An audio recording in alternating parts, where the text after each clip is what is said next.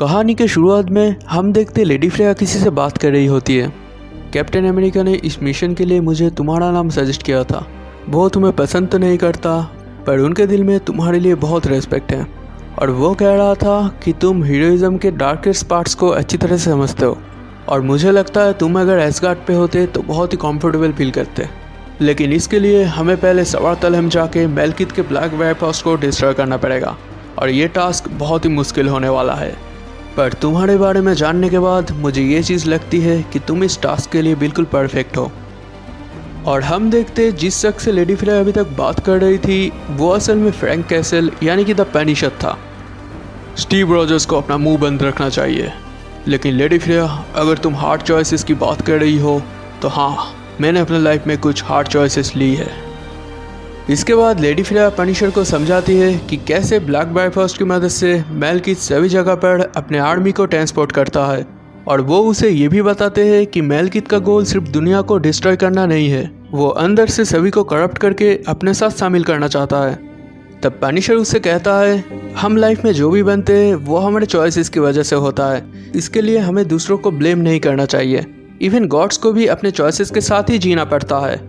ये सब सुनने के बाद लेडी फ्रेया फ्रैंक को बताती है कि इतना खतरनाक होने के बावजूद भी फ्रैंक एक बहुत ही सिंपल इंसान है। मेरा अप्रोच काफ़ी सिंपल होता है, बस एम करो और ट्रिगर दबाओ।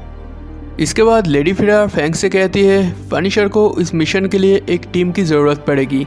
तब पनिशर उसे बताता है कि वो कुछ लोगों को जानता है, लेकिन लेडी फ्रेया को उन्हें खुद ही कन्विंस करना पड़ेगा, और उसने जिन जिन लोगों को चूज़ किया है वो जस्टिस, एंगर, वेंजेंस और पनिशमेंट को डिलीवर करता है। ये सब सुन के लेडी फ्रेया फ्रैंक से पूछती है, इसका मतलब ये है कि तुम इनमें से पनिशमेंट हो? नहीं मैम, पनिशमेंट तो सिर्फ मेरा चीज़ों को संभालने का तरीका है, मेरा काम नहीं। मेरा काम है सच, एक ऐसा सच जो तभी बाहर निकल कर आता है जब प्यार नफरत में बदलता है और नफरत एक्शन में। मैं ये सभी चीज़ें आपको बाद में समझाऊंगा, पहले तो सबको एक जगह पर लाते हैं।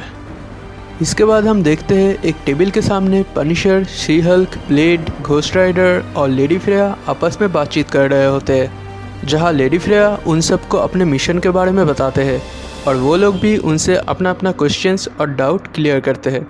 कुछ देर ये सब सुनने के बाद पनिशर कहता है, बहुत हो गया सब मैजिक, मुझे बस ये बताओ क्या बुलेट्स वहाँ पर कोई काम आएगा?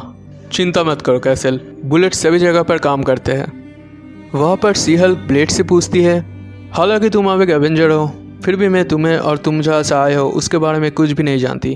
Can I trust you? क्या तुम एक वैम्पायर हो? नहीं। फिर तुम्हें परेशान होने की कोई ज़रूरत नहीं है जेनी। और तुम घोस्ट राइडर, क्या इस आग की वजह से तुम्हारे सर में कोई दर्द नहीं होता है? हाँ, बहुत ही ज़्यादा, पर मैं धीरे धीरे इससे यूज्ड टू हो रहा हूँ। और कैसल, तुम यहाँ पर क्या कह रहे हो? तुम किसी के हीरो बनना तो डिज़र्व नहीं करते। तुम बस अपने काम से काम रखो हल्क, और अपने टास्क पे फोकस करो। तो फ्रेया चाहती है मैं इस पागलों की टीम को ज्वाइन करके एक सुइसाइड मिशन पे जाऊँ। ठीक है, आई मीन। इसके साथ ही वो सब अपने हाथ ऊपर करके फ्रेया को बताते हैं कि वो लोग अब इस मिशन पे जाने के लिए एकदम तैयार है। तब लेडी फ्रेया उन सब से कहती है सबसे पहले उन्हें एक टेस्ट देना होगा, क्योंकि उन्हें साबित करना होगा कि जिस मिशन पे वो जाने वाले हैं उसके लिए वो लोग तैयार भी हैं या फिर नहीं। और इससे पहले कोई कुछ समझ पाते, लेडी फ्रेया अपने पावर्स को यूज़ करती है और उन सबको उनके सबसे बड़े डर और सबसे डार्केस्ट प्लेस पर भेज देती है।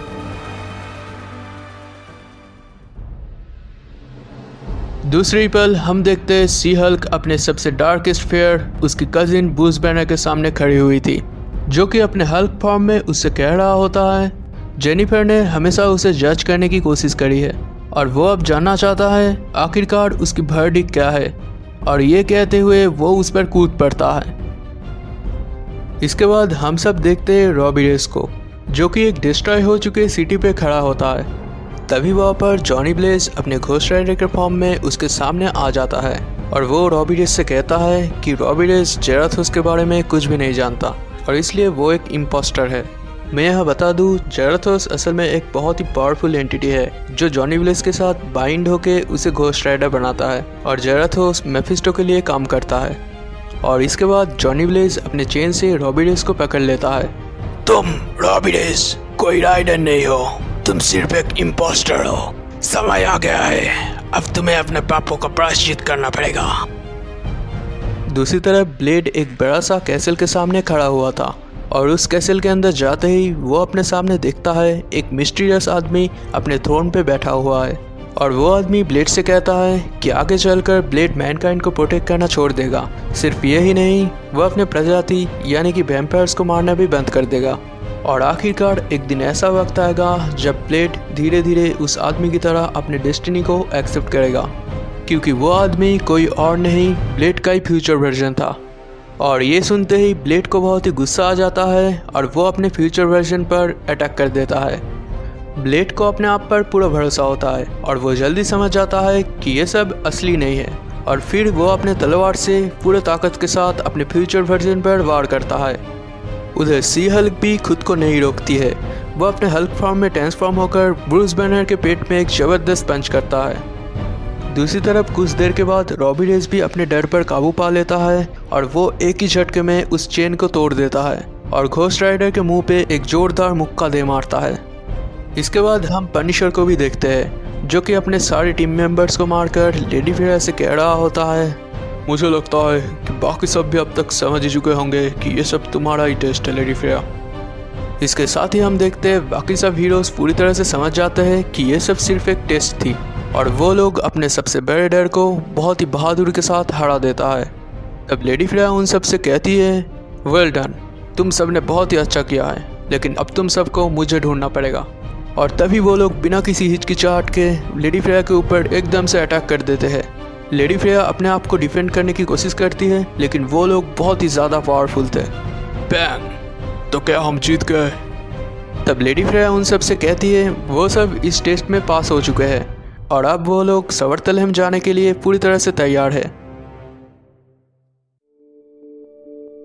फिर वो लोग एक दूसरे को अपने ड्रीम्स के बारे में बताते हैं और इसके बाद ब्लेड जब पूछता है पनिशर अपने ड्रीम्स में क्या देखा, तो पनिशर उसे बताता है, किटन्स, हजारों फ्लफी किटन्स जो पेड़ में फंसा हुआ था और एक साथ चिल्ला रहा था।